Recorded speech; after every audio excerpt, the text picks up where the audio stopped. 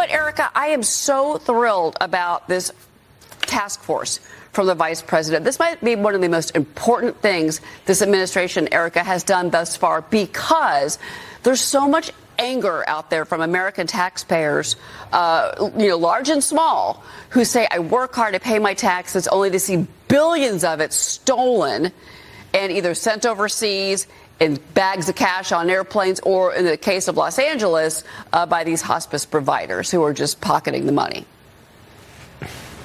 Absolutely. And this follows. They'll have their work cut out for them, because you're following these citizen journalists.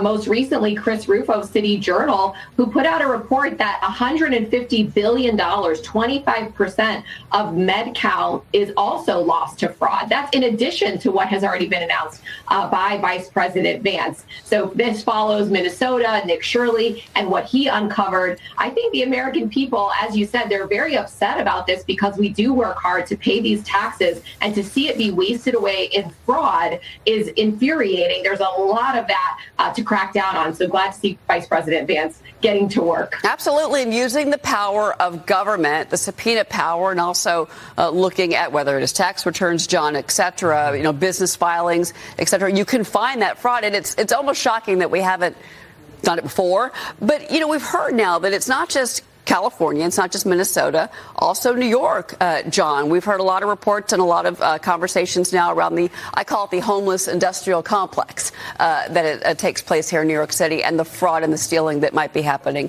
at that level as well.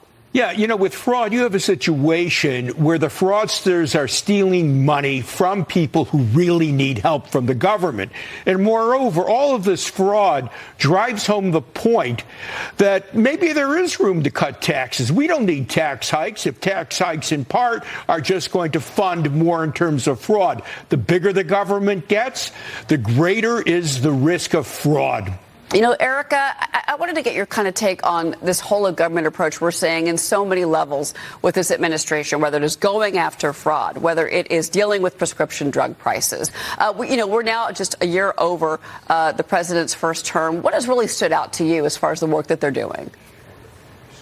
Oh, absolutely. The pace that they're working at. I think you're right about that.